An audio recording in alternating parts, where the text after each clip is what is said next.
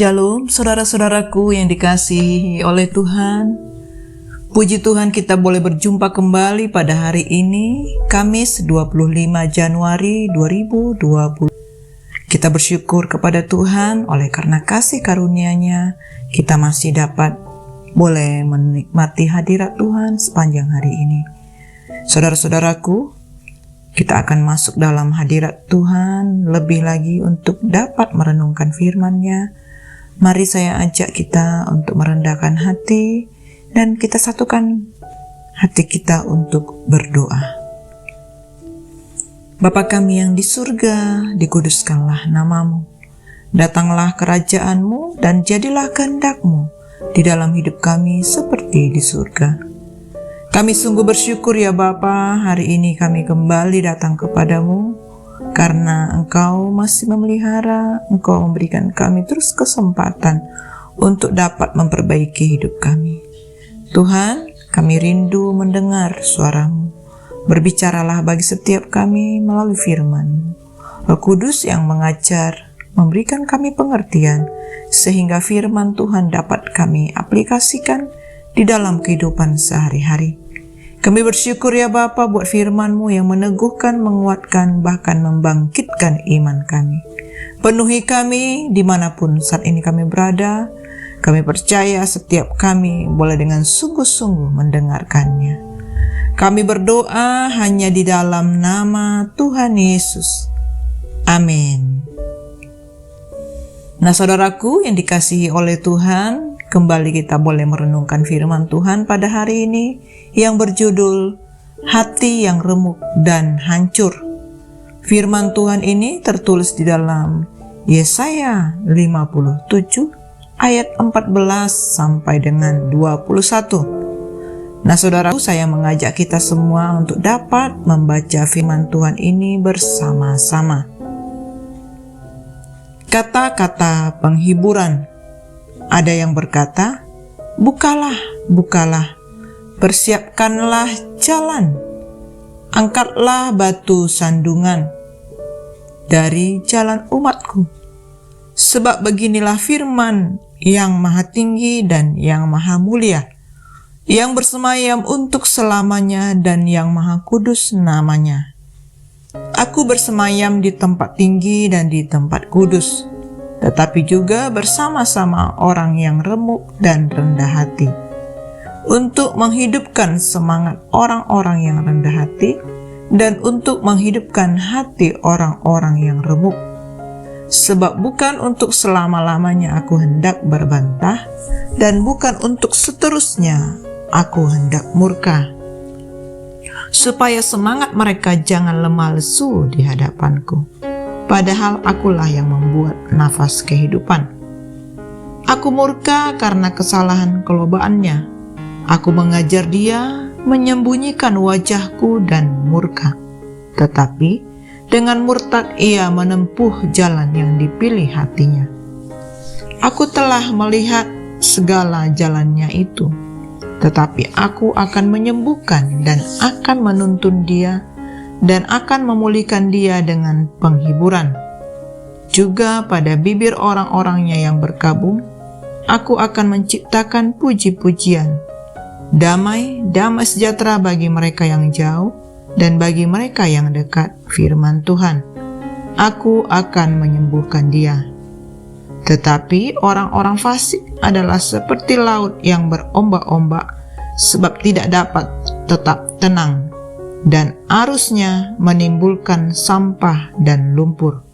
Tiada damai bagi orang-orang fasik itu, firman Allahku. Amin. Nah, saudara-saudaraku yang dikasihi oleh Tuhan, kita kembali belajar firman Tuhan ini. Firman Tuhan mengajar kita bahwa Tuhan melihat kepada umat manusia dari tempat yang maha tinggi. Ia tidak mencari mereka yang tinggi hati ataupun sombong, tetapi ia mencari kita yang remuk dan orang yang rendah hati. Saudara-saudaraku, Tuhan itu tinggi, namun ia melihat orang yang hina, dan ia mengenal orang yang sombong dari jauh. Walaupun Allah itu pencipta dari alam semesta, Ia mencari mereka yang sadar akan kemiskinan rohani mereka dan mereka yang hatinya hancur. Saudaraku, bukankah tangan Tuhan yang membuat semuanya ini, sehingga semuanya dapat terjadi? Demikianlah firman Tuhan. Tetapi kepada orang inilah Tuhan memandang, kepada orang yang tertindas dan patah semangatnya, dan yang gentar kepada firman Tuhan.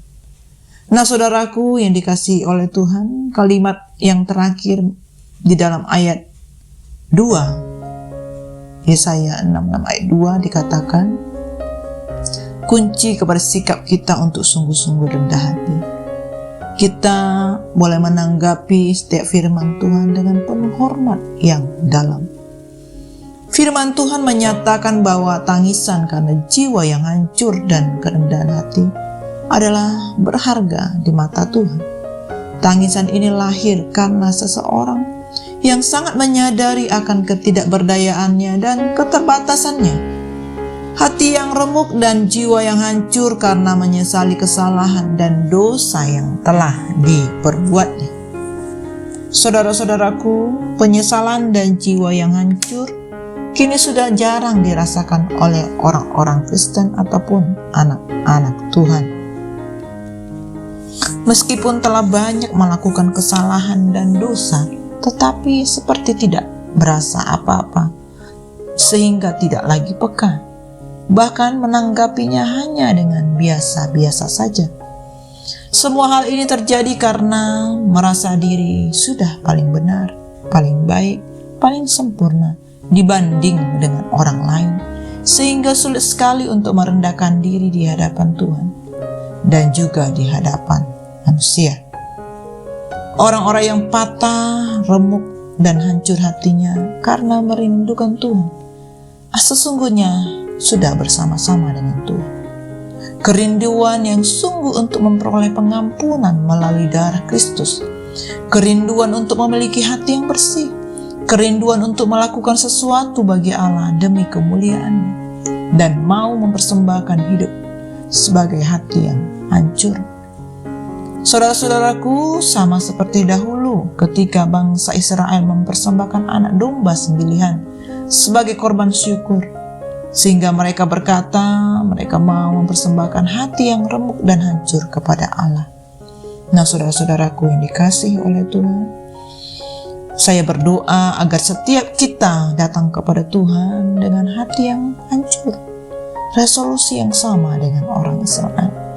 Mereka mempersembahkan hidup mereka, mempersembahkan korban yang sembelihan dan persembahan syukur kepada Allah. Demikianlah kita mempersembahkan hati kita di hadapan Tuhan dengan hati yang hancur, hari ini dan seterusnya. Saudara-saudaraku, apa yang Tuhan ingin kita lakukan dan apa yang ingin Allah lakukan kepada orang yang remuk dan rendah hati? Tuhan ingin memberikan pemulihan rohani kepada setiap kita. Jika kita berada dalam kesesakan, Tuhan akan mempertahankan hidup kita. Allah kita adalah Allah yang besar, Allah yang penuh dengan belas kasihan. Ia rindu untuk memulihkan hati kita yang hancur. Tuhan itu dekat kepada orang-orang yang patah hati dan menyelamatkan orang yang remuk jiwanya. Ia menyembuhkan orang-orang yang patah hati dan membalut luka-luka mereka. Tuhan kita adalah Tuhan yang perkasa dan penuh kasih. Ia menegakkan orang yang hina dari dalam debu dan mengangkat orang yang miskin dari lumpur. Inilah korban yang berkenan kepada Tuhan. Tak ada yang lebih berharga di mata Tuhan kecuali hati kita yang hancur dengan pertobatan. Seperti firman Tuhan di dalam Mazmur 51 ayat 18, bahwa sebab Engkau tidak berkenan kepada korban sembelihan, sekiranya kupersembahkan korban bakaran, Engkau tidak menyukainya. Saudara-saudaraku, masih banyak orang-orang Kristen yang datang kepada Tuhan dengan berdoa, tanpa merasakan hati yang hancur ataupun jiwa yang remuk. Dan doa yang dinaikkan tidak lahir dari lubuk hati yang terdalam. Saudara-saudaraku, firman Tuhan ini mengingatkan kita betapa kita sangat berharga di hadapan Tuhan. Ia memandang kita sebagai manusia, sebagai orang-orang yang sangat dikasihinya. Dan ketika kita datang dengan hati yang hancur dan remuk, maka ia akan memandang kepada kita dan ia berkenan kepada kita. Mari saudara-saudaraku, kita memiliki hati yang penuh dengan pertobatan. Kita dibentuk oleh firman Tuhan dan kita boleh sembuh dari setiap sakit penyakit kita. Hidup kita akan dipulihkan. Amin. Demikianlah renungan firman Tuhan pada hari ini, saudara-saudaraku. Mari kita lebih lagi evaluasi hati kita di hadapan Tuhan. Mari kita rasakan Roh Kudus menjamah kita, sehingga kita memiliki hati yang hancur kepada Tuhan. Mari saudaraku, saya ajak kita satukan hati dan tutup di dalam doa. Bapa kami yang sungguh baik, kami sungguh bersyukur buat firman-Mu yang sungguh indah bagi kami. Firman-Mu yang membentuk, firman-Mu yang menguatkan kami, memberikan kami solusi di dalam setiap permasalahan kami. Kami bersyukur ya Tuhan, kami kagum kepada Engkau yang memberikan perhatian kepada kami. Kami dihitung dari antara banyak orang. Kami adalah orang-orang yang remuk dan rendah hati. Kami tidak memiliki sesuatu apapun yang kami dapat banggakan di hadapan-Mu. Tetapi inilah kami membawa hati kami yang hancur kepadamu ya Tuhan. Pulihkanlah kami oleh karena kasih karunia-Mu melalui anak-Mu Yesus Kristus. Terima kasih Bapa, ampuni kami setiap dosa, pelanggaran, kesalahan kami, kelemahan kami. Ampuni kami, kuduskan kami di dalam Engkau. Terima kasih Bapa, kami akan memulai aktivitas kami sepanjang hari ini. Tuhan Allah yang memberkatinya. Hanya di dalam nama Tuhan Yesus kami berdoa dan bersyukur. Amin. Semangat pagi saudara-saudaraku. Semangat mengerjakan bagian kita yang terbaik. God bless you all.